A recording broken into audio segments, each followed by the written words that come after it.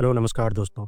आज हम लोग एक छोटी सी कहानी के जरिए जानेंगे कि रियल एस्टेट में निवेश करके कैसे पैसे कमाएं। दोस्तों, आपने अक्सर सुना होगा कि ज़मीन और प्रॉपर्टी में किया गया निवेश कभी बेकार नहीं जाता, लेकिन क्या सच में ऐसा है? आज मैं आपको रवि की कहानी पर सुनाऊंगा, एक साधारण नौकरी पेशा आदमी की कहानी जिसने रियल एस्टेट में निवेश करके अपनी पूरी ज़िंदगी बदल दी। और इस कहानी से आपको रियल एस्टेट में कमाई करने के 5 बड़े रास्ते भी पता चलेंगे। नंबर 1, रेंटल इनकम यानी कि किराए से कमाई। रवि एक छोटे से शहर में रहता था। उसकी सैलरी ज़्यादा नहीं थी, लेकिन उसने हिम्मत करके एक छोटा सा फ्लैट खरीदा। उसने वो फ्लैट किराए पर दे दिया और हर महीने 10,000 रुपये की एक्स्ट्रा इनकम आने लगी। सोचिए दोस्तों, तनख्वाह से अलग अगर हर महीने 10,000 रुपये मिल जाए तो ज़िंदगी कितनी आसान हो सकती है। रवि खुश था क्योंकि उसने पहली बार महसूस किया था पैसा भी हमारे लिए काम कर सकता है। नंबर 2, प्रॉपर्टी एप्रिसिएशन यानी प्रॉपर्टी की कीमत बढ़ना। किराए से प्रेरित होकर रवि ने एक डेवलपिंग एरिया में छोटा सा प्लॉट खरीदा।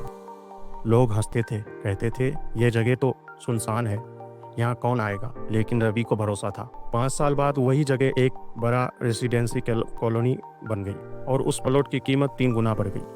रवि ने सोचा, धैर्य ही रियल एस्टेट की सबसे बड़ी ताकत है। कॉमर्शियल रियल एस्टेट, व्यापारिक संपत्ति यानी कि 3 नंबर की बात। अब रवि ने रेसिडेंसी प्रॉपर्टी से आगे बढ़कर कॉमर्शियल प्रॉपर्टी खरीदी। उसने एक छोटा सा शॉप लिया और उसे किराए पर दे दिया। इस बार किराया और भी ज़्यादा था, 30,000 से 40,000 रुपये हर महीने। रवि ने समझ लिया कि कॉमर्शियल प्रॉपर्टी से आय और भी तेज़ी से बढ़ सकती है।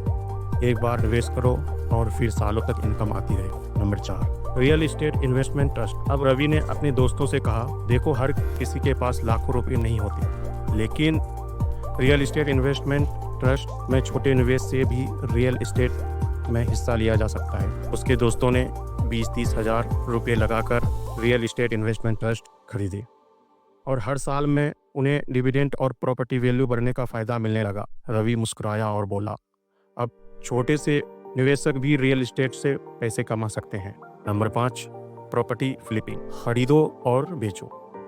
रवि ने एक पुरानी प्रॉपर्टी खरीदी, थोड़ी रेनोवेशन करवाई और फिर उसे ऊंचे दाम पर बेच दिया। इस बार मुनाफा तुरंत मिला। रवि ने सोचा, प्रॉपर्टी फ्लिपिंग मेहनत वाला काम है, लेकिन अगर समझदारी से किया जाए तो जल्दी पैसा कमाया जा सकता है। आज रवि की ज़िंदगी पूरी तरह बदल चुकी है।